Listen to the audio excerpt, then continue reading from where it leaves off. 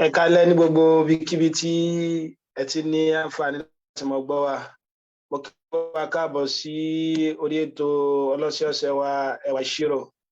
níbi tí a ti máa ń ṣàlàyé fúnra wa bí ọ̀jọ̀gbọ́n K. Stroud àti Dexter Booth. So níbi tí a dúró sí ní ọ̀sẹ̀ tó kọjá, òun náà níbi tí ọ̀jọ̀gbọ́n tó ti fẹ́ máa ṣàlàyé integration ní program F13. So the integration. Ẹ rí pé tẹ́ bá gbàgbé nígbà àkọ́kọ́ tá bẹ̀rẹ̀ iṣẹ́ yìí, mo ṣàlàyé fún wa ipe tá bá ní calculus nínú àwọn in tí wọ́n fẹ́ ká máa ṣe ní calculus, òun náà ní kíni o, òun náà ní àwọn differentiation lè tá ti ṣe. So in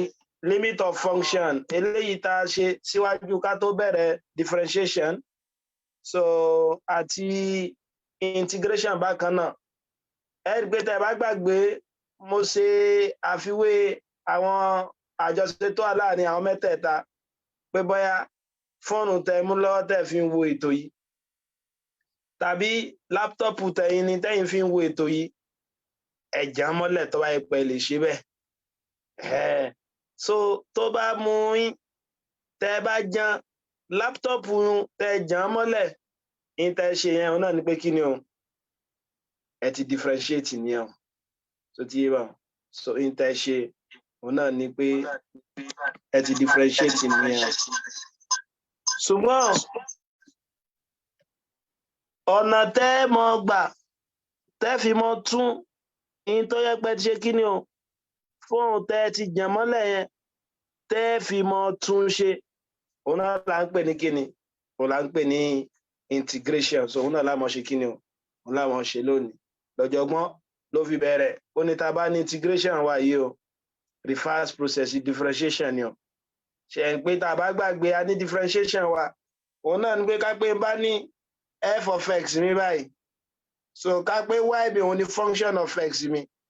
differentiation wa òun náà ní dy dx. So tá tún lè pè ní kíni o, f prime of x. So tí ẹ bá òun náà ní pé tá pé f of x mi tó bá jẹ́ s raised by n, derivative ẹ̀ òun náà ní ns n minus 1. So ọ̀nà tá mọ̀ gbà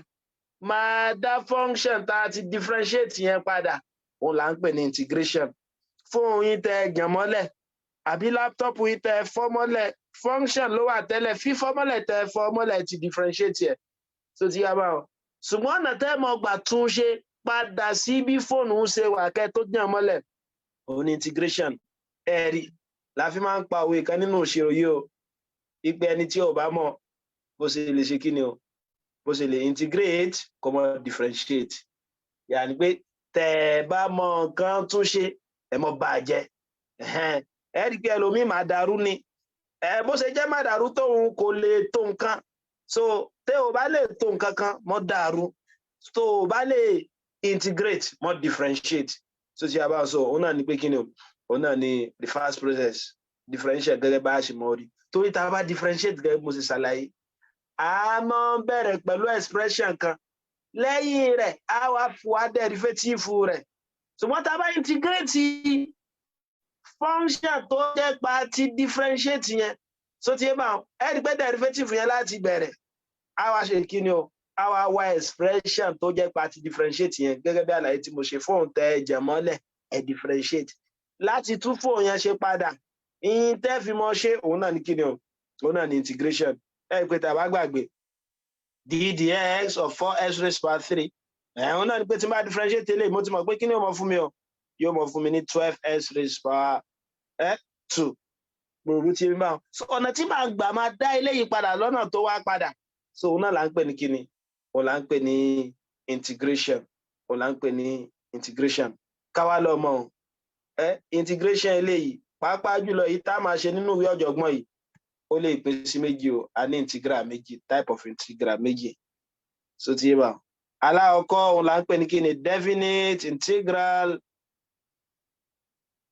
Ẹlẹ́ẹ̀kejì òun náà ní kíni o, indefinite integral. So tí yé indefinite integral òun la mọ̀ gbé yẹ̀wò nínú frame yìí. ṣùgbọ́n ẹ jẹ́ sáré sọ ìyàtọ̀ díẹ̀ tó wà láàrin àwọn méjèèjì.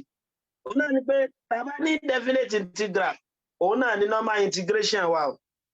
Tá bá ní integral wa, a máa denote ẹ̀ pẹ̀lú s báyìí. A wá sọ pé function yẹn tá fẹ́ integrate á gbé síbẹ̀ dx. Mo rò bó ti mi báwọn. So ẹ̀rí function tá fẹ́ integrate yẹn, òun là ń pè ní kíni o? Integrand. Òun là ń pè ní integrand. So nínú àwọn ìwé mìíràn wọ́n sọ pé sign yìí tá a pè ní x wọ́n máa ń pè gẹ́gẹ́ bí sum, gẹ́gẹ́ bá fi mọ̀ ṣe tọ́ra lè mọ ronú integration gẹ́gẹ́ bí sum àmọ́ ṣàlàyé rẹ̀ mo bó ti yá bá. Ṣùgbọ́n tá a bá ní indefinite integral yìí òun ni common integral wa tó ń pẹ́ tá a bá integrate rẹ̀ tán àwọn ọmọ fi constant of integration sí. Màá máa ṣàlàyé bí constant of integration ẹ̀ ṣe wà ó. So ti hàn ṣe ìgbẹ́ nísìnyí ká gbé fún òun ta ẹmú lọ́wọ́ lélẹ́yìí 3s squared plus 5s plus 4. Ọ̀yà ẹ̀jẹ̀ fún yín mọ́lẹ̀ ẹ mọ́ jẹ́ mọ́lẹ̀ kẹ́mọ́ ni èmi mo ní ẹ̀jẹ̀ mọ́lẹ̀ tàbí ẹ̀ gbé wọn tá a bá jẹ́ mọ́lẹ̀ báwọn a differentiate ní ẹ̀jẹ̀ a differentiate yẹ divide the x kí ni ọmọ fún mi báwọn yóò jẹ́ 6x squared plus h plus 6s plus 5. So ti yé báwọn bóyá fóònù tẹ ẹ̀jẹ̀ mọ́lẹ̀ kì í ṣe fún yín. Ẹ̀ǹtẹ̀ wá jẹ́ fóònù ẹ̀ mọ́lẹ̀ pé ìgbà fún mi padà lónìí o a ní kò burú ìtẹ́ fi tún tẹ́ bàjẹ́ ṣe reverse process sí ìtẹ́ differentiate yẹn òun ní kẹ́ integrate padà báwa yẹn integrate yẹn. So ti yé bá so integrate ká pé bá integrate lè ddx is equal to integral 6s plus 5. ní kúmọ́ òun náà ni pé ṣe ìpa afẹ́ ṣe kí ni o afẹ́ dá padà ni. Okay now tí n bá ní x squared lọ́nà tí ó gba ìyè wà nílé o ṣe pé tá a bá gbé derivative x square divide dx mi jẹ́ 2x. So ti yé mi báwọn mo dẹ̀ mọ̀ pé tí ó mọ̀ dá function yìí padà síbi tó ti wà tẹ́lẹ̀ wá x square ló wà tẹ́lẹ̀ tí mi mọ̀ dá 2x yìí padà síbi tó wà tẹ́lẹ̀ òun náà ni pé bá máa integrate. Kí ni mo ṣe tẹ́lẹ̀ tẹ́ bá gbàgbé mo mú index mi mo fi multiply in tó jẹ́ táàmù yìí la fi ní 2x. Mo wá yọ 1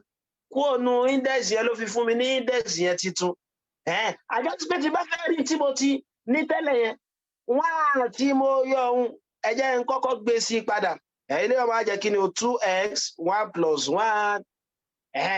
Tẹ́lẹ̀ náà 2 yóò sí mbẹ̀ nígbà mo ṣe kí ni o ìgbà tí mo differentiate mo fi power ohun multiply rẹ̀. Ọ̀yà bó mo ṣe lè rí kó mbẹ̀ màá define tó ní mo àti sọ fún wa wípé gbogbo nǹkan ló ní àwọn tó lè kápá wọn. Ẹni tó rí bá ń fọ́ yóò lo paracetamol, ẹni tí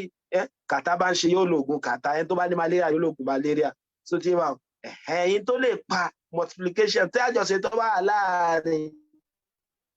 variable méjì tó bá yẹ pé multiplication ìtẹ́ fi lè mọ mú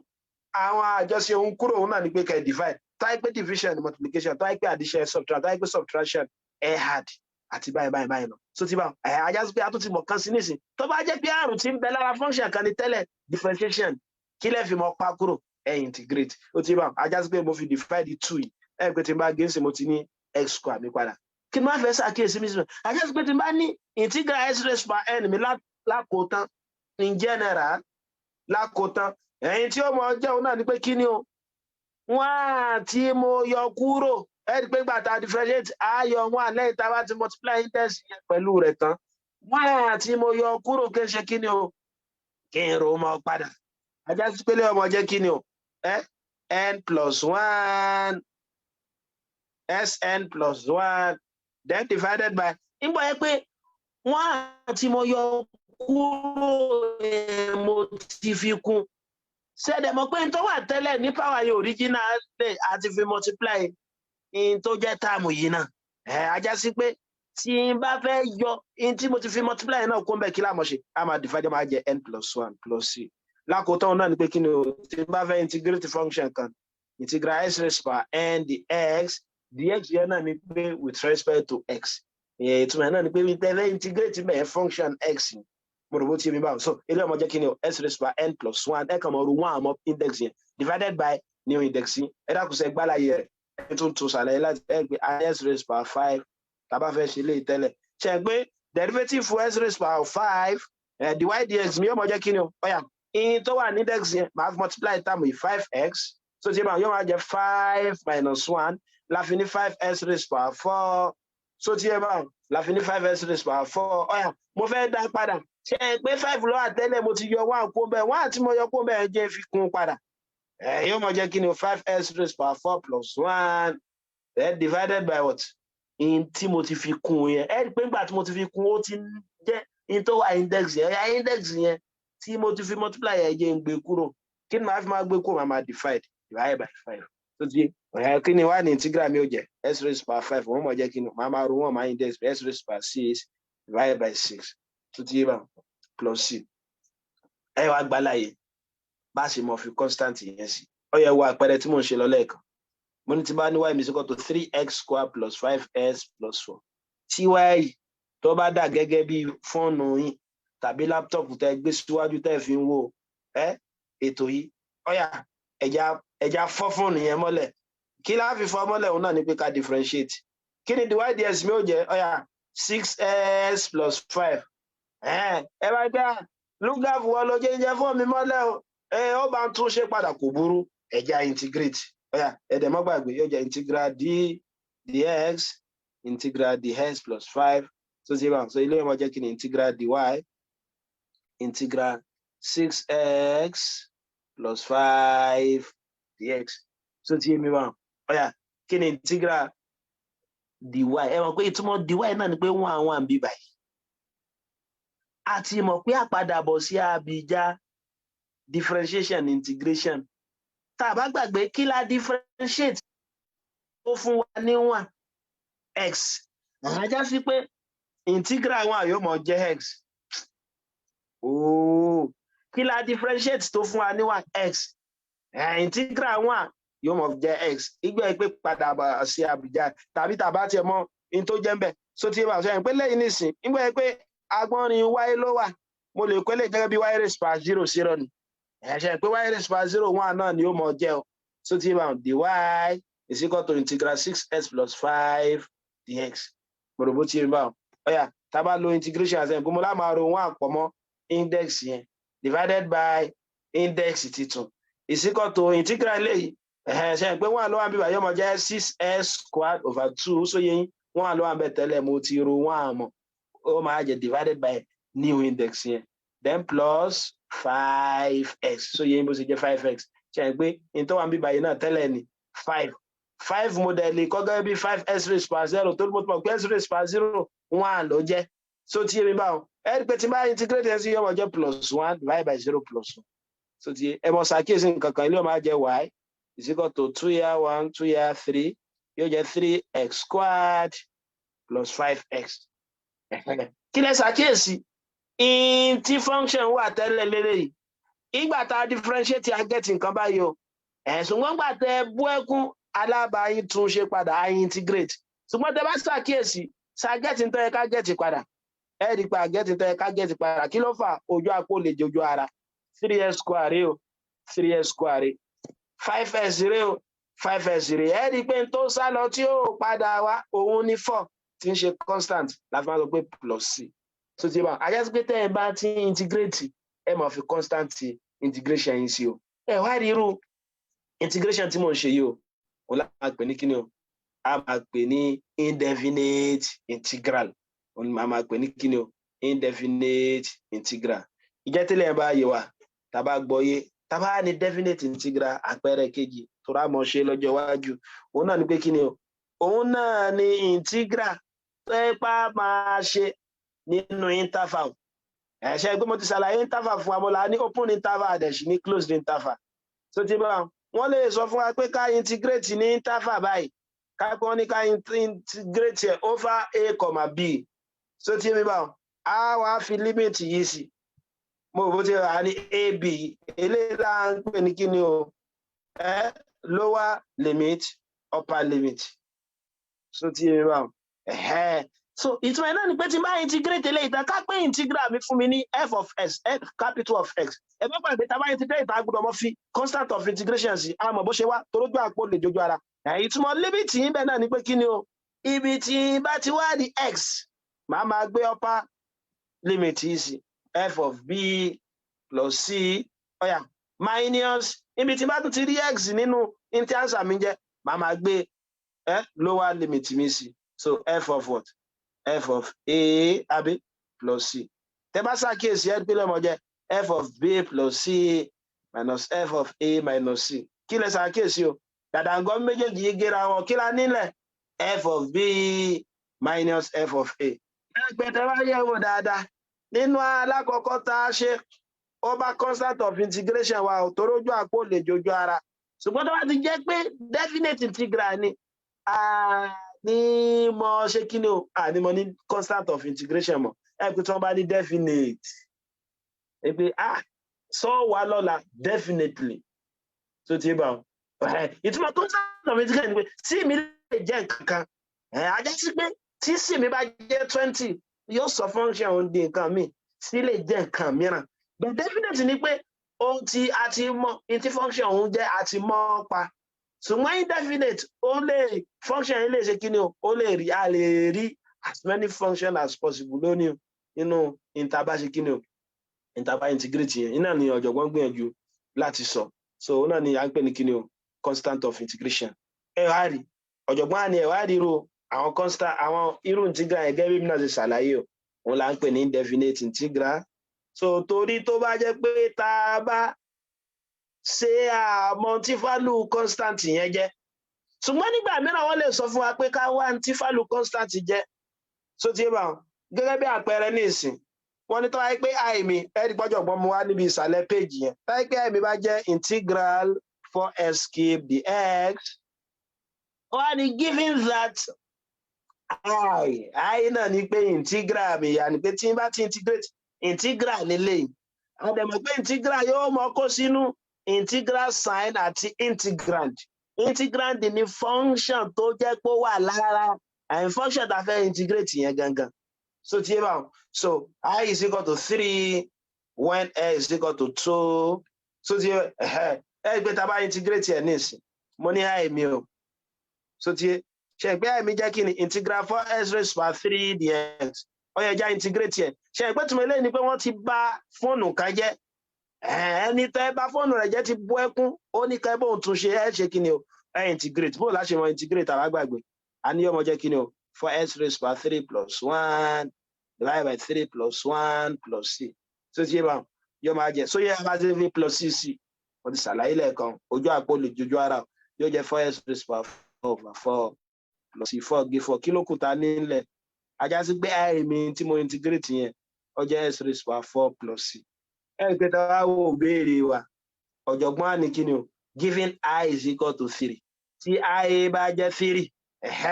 So kí x mi ọmọ ṣe kí ni o? Kí x mi ọmọ jẹ́ 2. So sẹ́ni tá a bá kọ́ gẹ̀ẹ́tì irú nǹkan báyìí.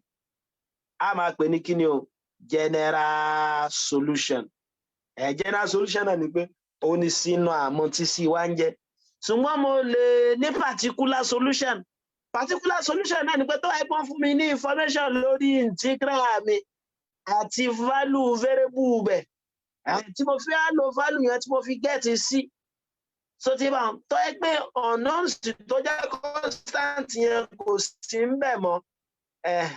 Màmá ní kí ni o particular solution bẹ̀. Ọ̀yà ẹ pé tí n bá fi sí ń sìn i mi jẹ́ 3 yóò jẹ́ 3 is equal to ọ̀yà x mi jẹ́ 2 so square plus c.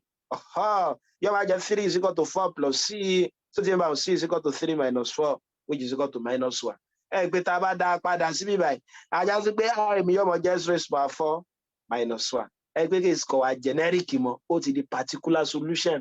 Àmọ́ ìtí constant mi jẹ́ pẹ̀lú pé kí ni o? Wọ́n sọ fún mi pé i mi jẹ́ 3. Tí s mi dẹ̀ sì ṣe kí ni o? Tí s mi jẹ́ 2. Eléyìí náà ni kí ni o? Eléyìí òun náà lọ́nà tá a lè mọ gbà láti mọ wá ìtí constant integration mi ó jẹ́. Ìjẹ́ tá a bá gbọ́lé iye àwa ní standard integral lọ. Ẹ rí pé mo ṣàlàyé fún wa nígbà tá a fi ṣe differentiation. Ipe kò ní bá láàkáyè mu tó bá yẹ pé gbogbo ìgbà tá a bá fẹ́ differentiate function kan lá máa lo first principle tá a ti mọ̀. Ẹ gbé nínú ìgbà tá a fẹ́ bẹ̀rẹ̀ differentiation àfààyọ látàgbọ́n ní first principle ni. A sọ fún wa pé first principle náà ní algebraic way tá a fi lè wá derivative function kan tá a bá gbàgbé. Òun náà ni pé mo tá a bá ní y mi tó bá jẹ́ f of x. Derivative mi tí ń jẹ́ f prime of s òun náà ní limit as h tends to 0 f of s plus h minus f of s divided by h. Tàbá gbàgbé. Mo á sọ pé gbogbo àwọn intern differentiate yẹn gẹ́gẹ́ bí àpèjúwe nìsín a ti mọ̀ pé tí y bá jẹ́ s raised power n dy dx mi ti máa differentiate òun náà ní s raised power n nx n minus 1. Ibi tá a ti yọ òun náà ní kíni o àti ibi first principle láti yọ. Ṣùgbọ́n lẹ́yìn ti di standard integral. Standard integral náà ni pé ìtọ́ pé kò ní ẹ̀ ní bùkátà láti jẹ́ pé ṣe ìtumọ̀ wa láti ibi first principle yín kẹ́ tó mọ ohun tó jẹ́. Nínú ta tún kọ́ ní standard derivative wa standard derivative mo fẹ́ sọ òun náà ni pé tí n bá differentiate sin x kí n derivative sin x a sọ fún wa pé òun ni cos x standard derivative ni ẹ̀ a sọ pé tá a bá differentiate cos x a ní yóò mọ̀ fún wa ní kíni o minus sin x ẹ dákun ṣe pé mo ti gbà á yànjú ká a sórí tá a bá differentiate e raised power s ńkọ́ a ti mọ̀ pé yóò mọ̀ fún wa ní kíni o e raised power s náà ni kódà a ṣe ìpè tá a bá ní ln x a ní dy dx yóò mọ̀ sí kíni o yóò mọ̀ fún wa ní 1 over s. So tá a bá lo ọgbọ́n tó dópin níbí báyìí a lè fífa standard integral náà yọ mo ti mọ̀ ìpè standard integral mi ìpadàbọ̀ wá bìjà differentiation ni o mo ní tẹ́ bá mú fún tẹ́ mú lọ́rùn tẹ́ jàn mọ́lẹ̀ differentiate ni ọ̀nà àgbà tẹ́ mọ gbà máa tún fún yẹn ṣe bó ti lè jẹ́ pé ojú àpò lè jojú ara òun náà ni pé kẹ́ integrate ajá sí pé ní ìsìn kí ni mo differentiate tó fún mi ní cos x sin x ni o ajá sí pé integral cos x yóò mọ̀ fún mi ní sin ìlọ̀jọ̀gbọ́n fi mú wá bẹ́ẹ̀ òun náà ni pé tọ́wọ́ pé tí bá ní kíni gbogbo derivative pátápátá la lè kọ́ ní padàbọ̀ wá àbíjá rẹ̀ d dx sin x òun náà ni pé tí bá differentiate sin x cos x ló fún mi ẹ jẹ́ nǹkan káyé lè gbà so d dx of sin x a ló fún wa ní cos x a differentiate sin ó fún wa ní cos kí la differentiate tó fún wa ní cos sin a jẹ́ sí pé integral cos yóò mọ̀ fún mi ní kíni o sin s plus c ìpadàbọ̀ àbíjá rẹ̀ so ti yé báwọn ìpadàbọ̀ àbíjá rẹ̀ ẹ dákun so yé wa báwọn ọ̀yà kí ni mo differentiate tó fún mi ní ẹgbẹ́ derivative cos x jẹ́ minus sin x kí la differentiate tó fún wa ní minus sin x cos x a jẹ́ sí pé integral sin x ń bí báyìí òun náà mọ̀ jẹ́ kíni o minus cos x ẹ dákun ẹ jẹ́ ká dì mú ọ̀yà tá a bá tún gbàgbé ẹgbẹ́ tá a bá differentiate tan x a ló fún wa ní sec square x àbí ìpadàbọ̀ àjìjà kí la differentiate tó fún wa ní sec square tan àjọyí pé integral sec square yóò mọ̀ fún wa ní tan x ìpadàbọ̀ àbíjà so tẹ́ bá ti gbàgbé ọgbọ́n tó dópin ẹ̀hún náà lẹ́fì mọ̀ ṣe ọ̀yà kí ni mo differentiate tó fún mi ní e raised power x náà ni àjọyí pé integral e raised power x mi náà mọ̀ jẹ́ kí ni o e raised power s plus c ẹ dákun so yóò wá báwọn kí ni derivative ln x àti mọ̀ pé derivative ln x 1 over x ni o kí ni mo differentiate tó fún mi ní 1 over s ln x àjọyí pé integral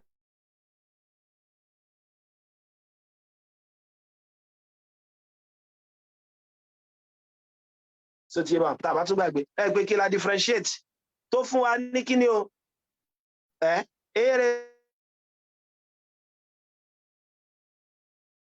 raised by s ln a ṣe constant kan tó ru x ẹ̀hàn pé ta sábà máa mọ̀ òun náà ni pé variable ní máa ń ru constant láti mọ̀ pé a lè ní s square s raised by 3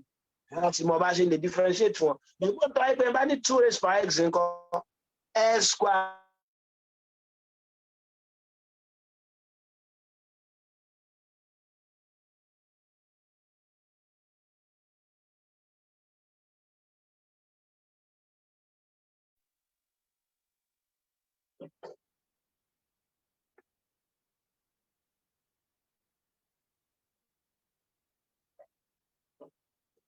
so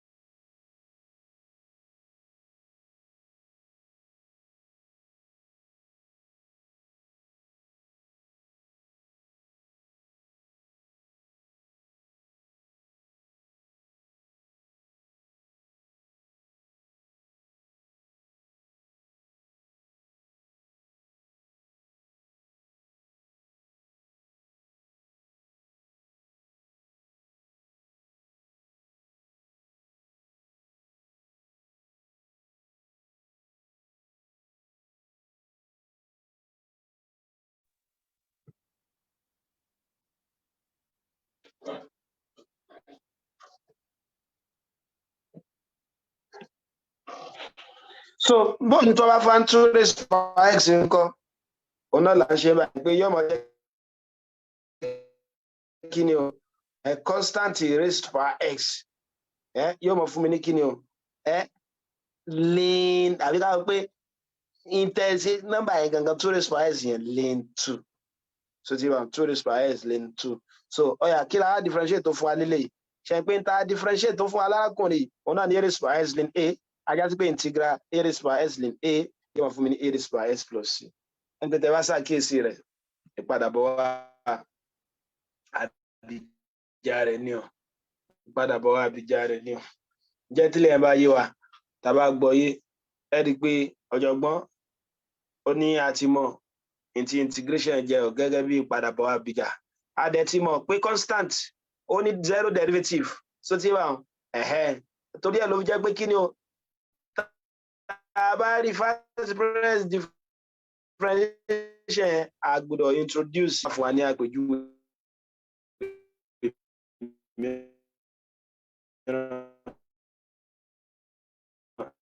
ẹjẹ tó fún alápèjúwe yìí ó ní for s dx given that so when is equal to 3 so only determine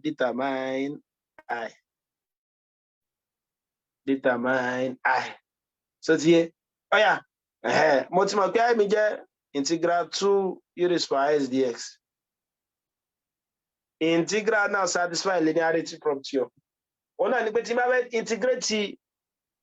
function kan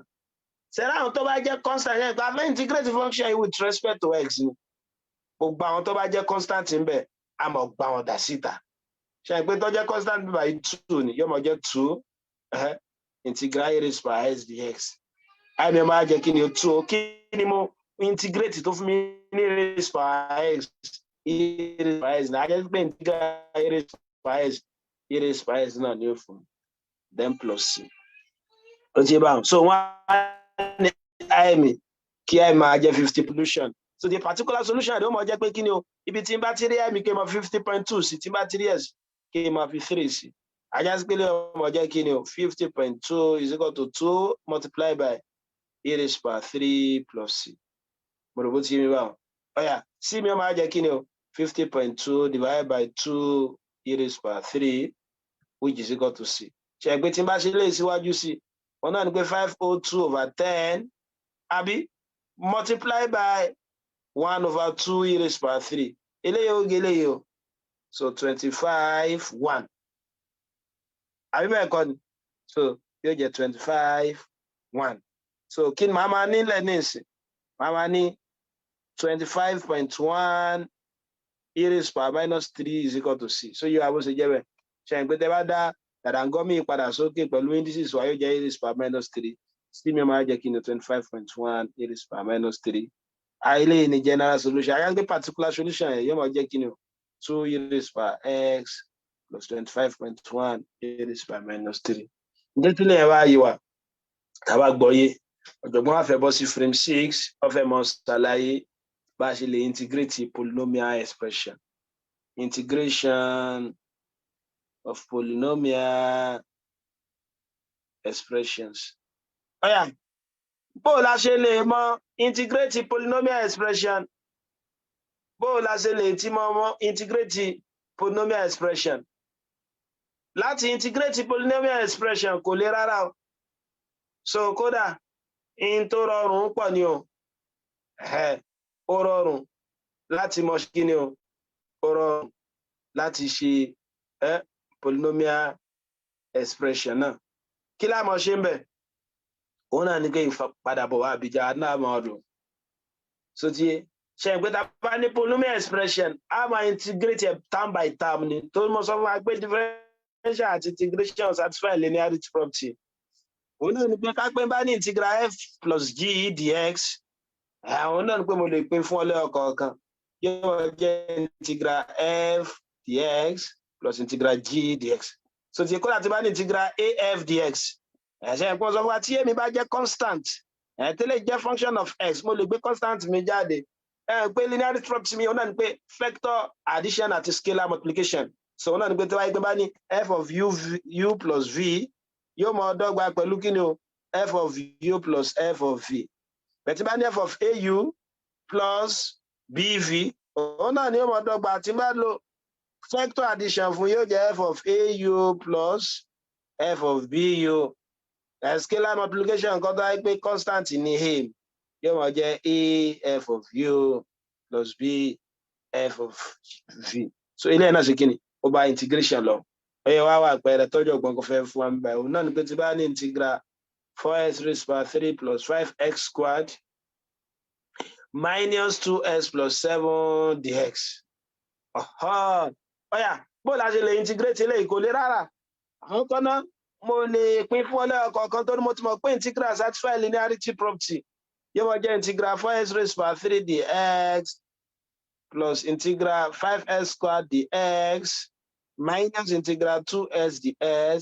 plus 7 dx. Bùkátà láti ṣẹ̀mọ́ túlẹ̀ tó bá jẹ́ pa ní ṣàṣìṣe tá a bá ń ṣe papọ̀ tó ti yé bá wọn ilé ọmọ á jẹ́ kí ni o 4x raised to power 4 ṣé bó ṣe jẹ́ bẹ̀ mo ro wà mọ́ index yìí ti tẹ́lẹ̀ ó jẹ́ 4 divided by tí ó jẹ́ new index mi tó jẹ́ 4 then plus ọ̀yà pẹ̀lú tá a ti gbọ́ yóò náà ní integral x raised to power n yóò mọ̀ jẹ́ x raised to power n plus 1 over n plus 1 plus c kí ló lè ọ̀jẹ̀ bá 5x raised to power 3 divided by 3 àbí minus 2x squared so yìí bó ṣe jẹ́ 2x squared divided by 2 then plus 7x ní ọ̀jẹ̀ ẹ má gbàgbé kí ni mo differentiate tó fún mi ní 7x àjásí pé integral 7 yóò mọ̀ jẹ́ 7x kí ni mo differentiate tó fún mi ní 7x integral 7 yóò mọ̀ jẹ́ 7x ìpadàbọ̀ wá sí ìbíjà rẹ̀ so plus c mo sọ wá gbélé náà ní kí ni general solution lè wá particular solution rẹ̀ lọ́jọ́gbọ́n fi sọ nísàlẹ̀ frame yẹn ó ní pé bóun táìpé wọ́n fún mi ní pé s mi jẹ́ kí ni o determine the value of y determine pé i wa náà lélẹ́yìí integral wa òun ní i ó ní kí ni i mi ọmọ jẹ́ tó bá jẹ́ pé kí ni o when x is equal to 3 given that nígbà tí x mi bá jẹ́ 2 i mi jẹ́ 26 láti ṣe kò lè rárá so ti yé bá wọn.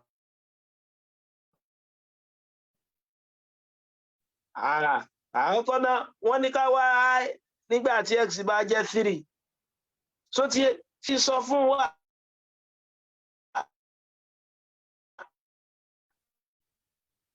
ó yẹ ká kọ́ wá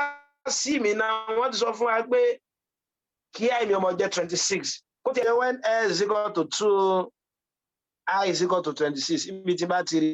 kí mo fi ṣe pé eléyìí ká pé bá tú lẹ́lẹ́kan sí ilé ọmọ jẹ́ 3 4